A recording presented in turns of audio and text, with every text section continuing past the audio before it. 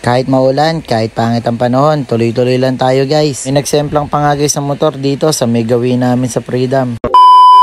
Bagong umaga, panibagong pagtitinda sa atin uli guys. Naitayo ko na nga rin palaitan dito ng mas maaga. Kasama ko nga pala guys si Mami G at gustong araw pala niya ng lugaw. Pati nga pala guys sila Ate Gina. Ito kasi daw guys ang gusto nila umagahan nila Ate Gina na may kasama pang tinapay. Syempre ang una nag-request ng lugaw si Mami G nga pala. Nakabili na nga ako guys ng kanilang pagkain at dumiretso na ako dito guys sa may sangitan sa may bagsakan. Kailangan ko guys makabili ng mais saka nga pala guys ng sili na ating gagamitin sa ating chili garlic. Katapos nga pala nun guys bumili na nga rin pala ako ng kalamansi, toyo, saka nga pala guys bawang. Aga nga rin pala guys kami nakaluto ng aming mais on fire. Yun nga lang talaga guys, hindi talaga maganda yung panahon sa mga sunod-sunod na araw na dumating na to. So, kahit naman ganun guys, hindi ganun kaganda yung panahon, sunod-sunod pa rin guys yung dating nating customer. Nung nasundo ko na nga guys yung mga bata, pumunta na ako guys ng pwesto para daling ko naman guys yung mga pa-deliver sa atin. Bali guys, may umorder nga pala sa atin ng mais on fire saka jumbo siomai sa may likod ng PJG. Thank you po ma'am. Bali guys, dito sa katabi natin, meron nga pala nagtitinda ng pastil saka ng kape. Habang nagbibideo ako guys, meron nga pala guys eksemplang ditong lalaki. Madulas kasi guys yung daan sobrang bilis pa ng takbo niya. So ayun guys, natapos na nga pala ako magusyoso, kinuha ko na nga pala muna yung aking i-deliver. Salamat nga po pala sa suki ko na to. Thank you very much po ma'am. Lumibot nga rin pala guys yung kaibigan nating si Darren Villarreal. Galing pa guys sa Maynila yan. Sinaglit nga lang daw niya guys yung ating jumbo siomai. Sobrang sarap daw ng chili garlic at ng ating toyo. Syempre guys, nag-take out pa nga pala yan bago umalis dito sa may Kabanatuan. Nung hapon nga guys, medyo dumagsa na naman guys yung tao. Tapos eto ako guys, tuloy pa rin ako guys sa pagdi-deliver sa ating mga suki. Thank you nga pala kay madam sa walang sawang suporta at sa walang sawang pagbili ng ating mga tinda. Guys, nakapag-deliver na nga rin pala ako sa Mega Center. Bumalik nga pala ulit ako guys sa pwesto para makuha naman yung another di-deliveran natin. Yun nga lang guys, may pagsubok sa ating dadaanan. Tulad nito guys, sobrang lambot ng dadaanan natin, maputik pa. Pero syempre guys, binasic nga lang pala yan guys ni Maxi. Shoutout nga rin pala guys sa mga bata na to. Nakilala pa nga nila tayo. Tapos guys, dumating na nga rin pala guys yung order sa atin. Thank you ma'am. Umuwi na nga rin pala ako guys ng bahay para kumuha ng ating stock. Sigurado guys, matatagalan na naman tayo sa pag-i-steam. Sobrang dami naman talaga guys na bumibili sa atin. Kahit maulan, kahit sobrang pangit ng panahon guys, inuulan naman tayo ng biyaya. Mapapayo ko nga lang pala yan guys sa mga nagninegosyo dyan. Lagi niyong samahan ng pananampalataya at panalangin. Bali si Lord na nga pala guys ang gagawa ng paraan para mas lalo lumakas ang ating business. Sa Kabanatuan,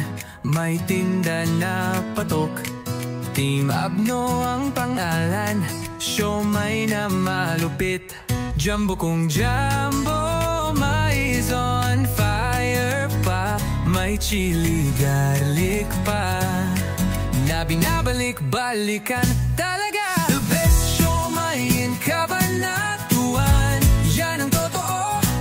May kalidad at laging bago ang tinda, di ka mabibigo. Yun nga guys, maraming salamat nga pala sa mga dumadayo pa sa atin ng mga malalayong lugar. Matikman lang nila ang ating mais at ang ating jumbo siomai. May diploma at natapos na kurso pero nagtitinda ng siomai. Yan yung maririnig natin sa mga negative na tao na nakakahiya dito at hindi ako mahiyang magtinda. Mga naging teacher ko pa nga, dati halos yung araw-araw ang nakakita sa akin kapag nagtitinda ako. Saka sa hirap ng buhay ngayon, hindi na uso yung ma-pride. Diskarte ang kailangan, hindi ka artehan. So guys, hanggang dito na nga lang pala guys yung video na to. God bless you all.